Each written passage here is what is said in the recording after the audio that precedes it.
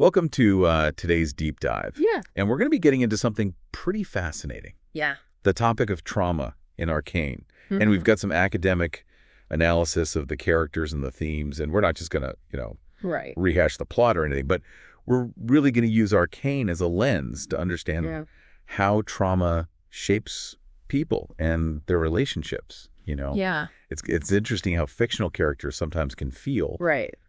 And Arcane really pulls it off. And one of the ways they do that is by exploring the impact of trauma on the human psyche.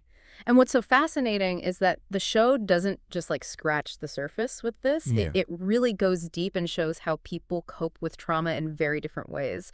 The ripple effects it has on their relationships and even the potential for both destruction and healing.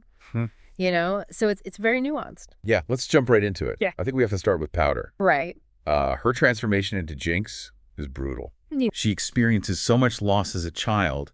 And then in those final moments, with the deaths of her family, with that perceived betrayal by Via's, her entire world just shatters.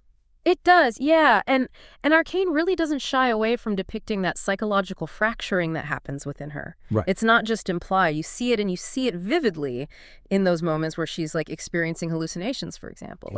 When she sees a hallucination of Milo, during that final fight. Oh, wow. It's not just some random delusion. Milo represents her lost innocence and the guilt that she carries. Oh, that's interesting. So Arcane is using those moments to show you just how deep that trauma goes.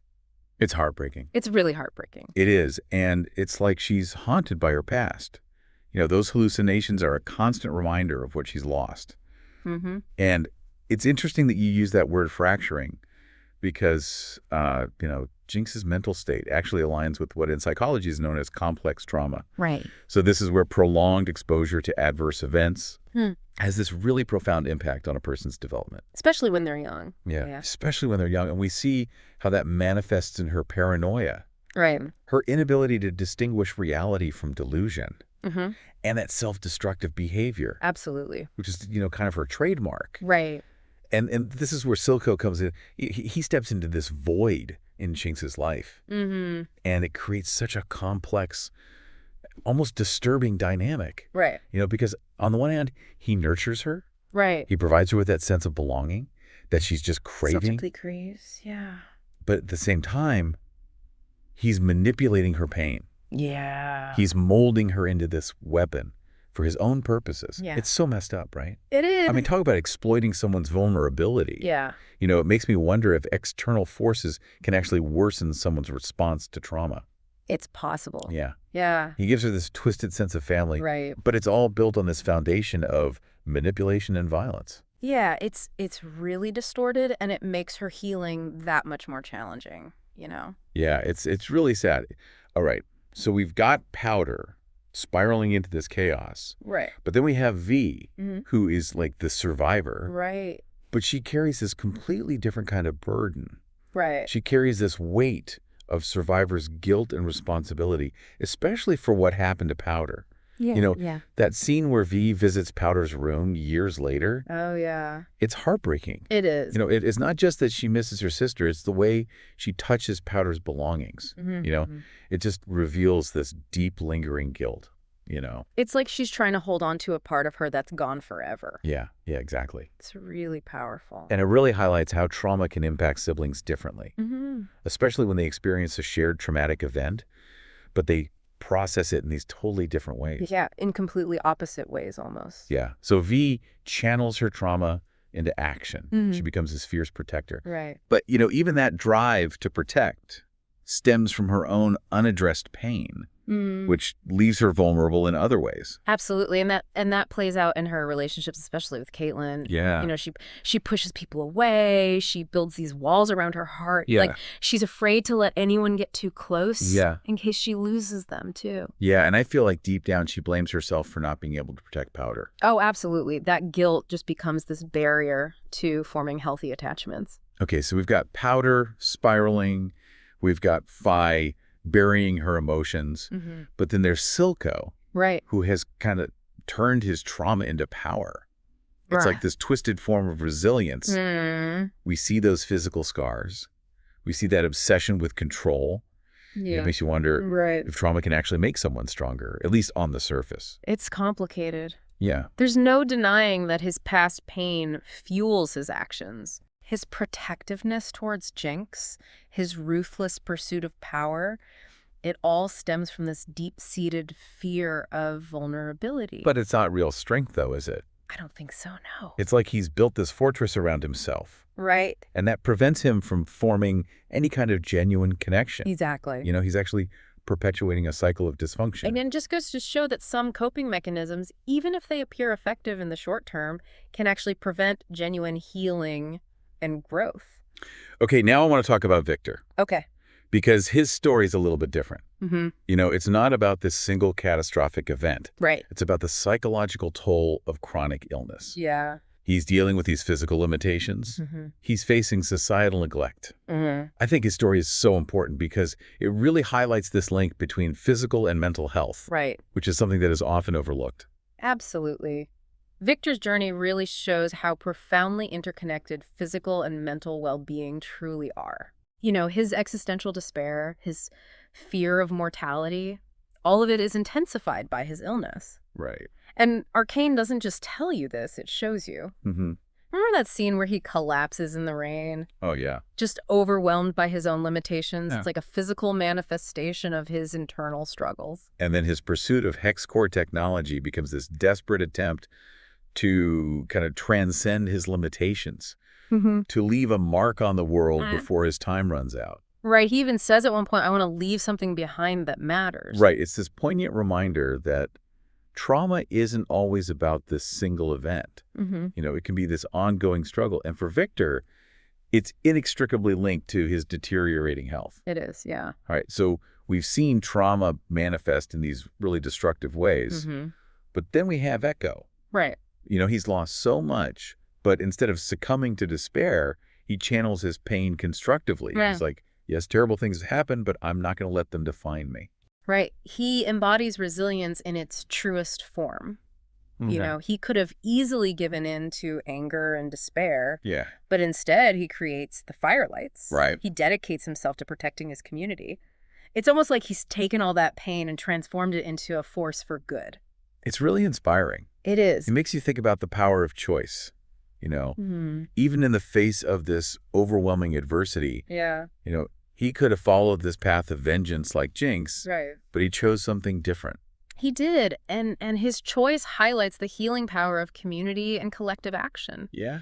Echo doesn't isolate himself. Right. He surrounds himself with people who share his values and his goals, and that sense of shared purpose, that fight for something bigger than himself, becomes a source of strength and healing. It's such a stark contrast to the isolation that characters like Jinx and Silco experience. Right. But what's really interesting? What's that? Arcane doesn't just focus on these individual stories of trauma. Right. It goes a step further by exploring this concept of collective trauma. The show doesn't shy away from depicting the systemic oppression in this cyclical conflict between Piltover and Zaun. Exactly, and that's what we'll explore next, how Arcane takes these individual experiences of trauma and expands them to encompass entire societies, prompting us to ask, can a city itself be traumatized? Wow. And if so, what are the consequences? That's a great question. So we've seen how trauma affects individuals in Arcane, but now we're talking about whole cities. Right. Piltover and Zaun, locked in this cycle of conflict and oppression. How does a show even portray something as complex as collective trauma? Yeah, that's the brilliance of Arcane. They use these visual metaphors and symbolism to represent these really complex social issues. Okay, interesting. So think about the geography of the two cities. Right. You've got Piltover bathed in sunlight, all gleaming progress and prosperity. Yeah. And then you have Zaun shrouded in darkness, polluted, almost like decaying. Yeah. It's not subtle, but it's effective. I never even consciously registered that. Yeah. But even the color palettes of each city reflect their emotional states. Exactly. Piltover is bright, almost sterile. Yeah. While Zaun has this grimy, almost sickly green undertone. Yeah. It's like you could feel the despair just oozing out of the screen. Exactly. And it goes beyond just the visuals, too. The show drops these hints about historical parallels, suggesting things like exploitation and class warfare, the consequences of unchecked technology. Oh, okay. It's a critique, but a subtle one of the systems that create this inequality. So we're not just talking about like a few people having a rough time. Right. This is about systems that create and perpetuate trauma. Exactly. But that what collective trauma actually means? Yes, collective trauma is when a group of people share these psychological wounds that are inflicted by something huge, something like war, oppression, a natural disaster. So the citizens of Zon, they experience generations of poverty violence, that systemic neglect we talked about. Right. And it becomes part of their shared identity. It makes me think about real-world situations where entire communities are affected by things like poverty or war or discrimination. Right. Those shared experiences must have a huge impact on how they see the world and interact with each other. Absolutely. And that's one of the things that Arcane does so well. It Yeah. doesn't just tell you about collective trauma, it shows you how it manifests. You see that deep mistrust between the communities, the seemingly endless cycle of violence, the feeling of hopelessness that kind of permeates Zon. It's all there. And what about Piltover? Do they experience this collective trauma too, or are they just like the bad guys? It's not that simple. Okay. I mean, sure, Piltover benefits from the power structure, Right. but their collective experience is also shaped by this conflict. Okay. They live with this fear of retaliation, the guilt of their complicity in the system, the pressure to maintain that position of power. So it's a two-way street then. It is. Both sides are impacted by this shared history of trauma, even if they experience it in different ways. Exactly. It feels like a recipe for disaster. And that's what makes the conflict so tragic. You know, Piltover and Zon, they're interdependent, Yeah. but they're trapped in this cycle of resentment that prevents them from finding common ground. Right.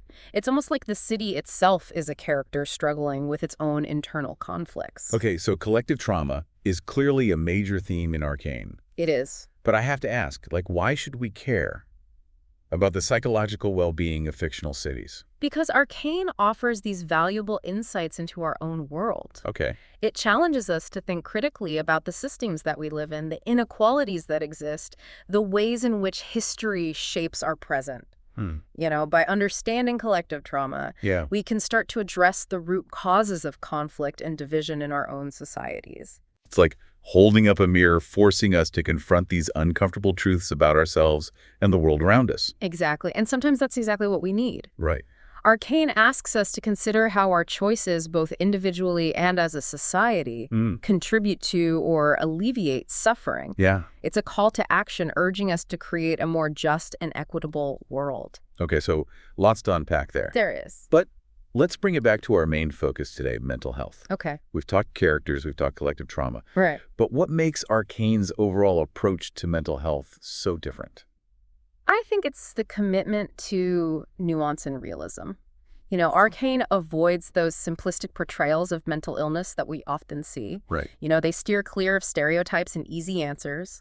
They present mental health as a spectrum, Okay. a complex interplay of individual experiences, social factors, and personal choices. Yeah, it's so refreshing. Yeah. So much media either ignores mental health entirely or turns it into this big dramatic spectacle. Right. But in Arcane, you see the characters wrestle with their internal demons Yeah. in a way that feels genuine and relatable. Hmm. Jinx's descent into madness, V's bottled up guilt, even Victor's existential despair.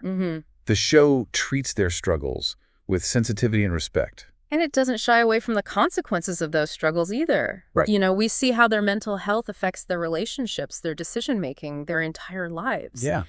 It's not just a plot device. Right. It's an integral part of who they are. And by doing so, Arcane creates this space for conversation and empathy. Yeah. It encourages us to see mental health not as a weakness, but as a human experience that deserves understanding and support. Absolutely. It's not just about entertainment then. Right. It's about raising awareness and breaking down those stigmas that still surround mental health. And that's a powerful thing by depicting these challenges so honestly and thoughtfully.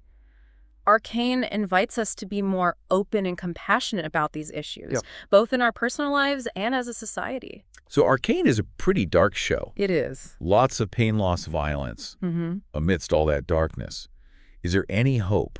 Does it offer any insight into healing from trauma? It does. And I think those moments of hope are all the more powerful because of the darkness that surrounds them.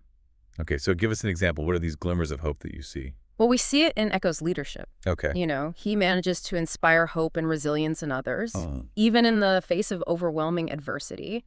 We see it in V's love for Jinx. yeah. Her refusal to give up on her sister even when it seems impossible. Right. And even Silco, in his own twisted way, Yeah. shows a form of love and protection towards Jinx. So even in the darkest of places, there's potential for love, connection, and healing. There is. It's a powerful message. It is, and I think that's what makes Arcane such a powerful story. It acknowledges the darkness, the pain, the complexities of trauma, but it also reminds us that we're not alone in our struggles and that healing is possible. So even if we relate more to Powder's struggles or even Silco's darkness, Right. there's still hope.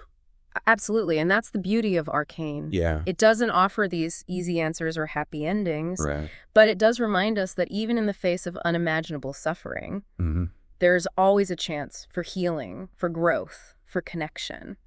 Those are definitely words to live by. But before we get too sentimental, Right. let's wrap up our deep dive into Arcane and reflect on the show's message and its impact on us as viewers. So welcome back to the deep dive. We've spent this episode really exploring the dark side of Arcane. Yeah. All the trauma, all the hardship that the characters face. But I think what's really stuck with me is how the show uses animation to tell this story. Yeah. We're talking about really heavy stuff, Right. but it never feels preachy or exploitative. Right. It's like Arcane's creators took this medium that's often associated with lighter fare and said, we're going to tell a story about pain and loss and resilience, and we're going to do it beautifully. Yeah. They use the visual language of animation to create something that's both stunning and emotionally impactful. Think about those fight scenes, the way they blend magic and technology, how they visually represent Jinx's fracturing mind. It's art. It's art. It's like they're saying, look, we're dealing with mature themes here, but that doesn't mean we can't have breathtaking visuals and creative storytelling. Exactly. And I think that's part of why Arcane resonates with such a wide audience. It's accessible, but it never talks down to you. Right. It trusts the audience to engage with these complex ideas, and that's refreshing.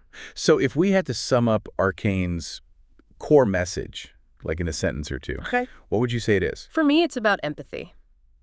Arcane is a call to understand the pain of others, Right. to see how trauma shapes people, and to approach it all with compassion instead of judgment. I completely agree. In a world that often feels so divided and polarized, Arcane reminds us that we're all interconnected, that we all carry burdens, and that understanding and compassion are the keys to healing both individually and as a society. And it's not just a message, it's an experience. Right. Arcane stays with you. Yeah. It makes you think about your own life, your relationships, and how you approach the world. Exactly. It's a testament to the power of storytelling. It is. Fiction can be this incredible tool for exploring these tough issues and fostering empathy, and Arcane is proof of that. It really is. So as we wrap up this deep dive, I want to leave our listeners with something to consider. We've analyzed Arcane. Right. But what about your own favorite stories? Well, that's interesting. What happens when you apply this lens of trauma and healing to the books, the movies, even the video games that you love? It's an invitation to engage with stories on a deeper level. Right. Look beyond the plot and consider the psychological and societal forces at play. What motivates the characters? How do they cope with adversity? What does the story tell us about the human condition? It's like unlocking this whole new level of understanding and appreciation. Right. You might be surprised by the depth and complexity you find even in stories you thought you knew well. Yeah, and that's the magic of diving deep, isn't it? It is. It's about finding those hidden layers of meaning, connecting with stories in new and unexpected ways. It's about learning and growing through the power of narrative. So to our listeners, keep exploring, keep questioning, and keep sharing your discoveries. That's what the deep dive is all about. Because the more we understand ourselves and each other, the better equipped we are to navigate the complexities of life and create a more compassionate and just world. And on that note, we'll wrap up this episode of the deep dive. Thanks for joining us on this journey into the heart of Arcane. It's been a pleasure. We'll see you next time for another deep dive into the world, storytelling, and the human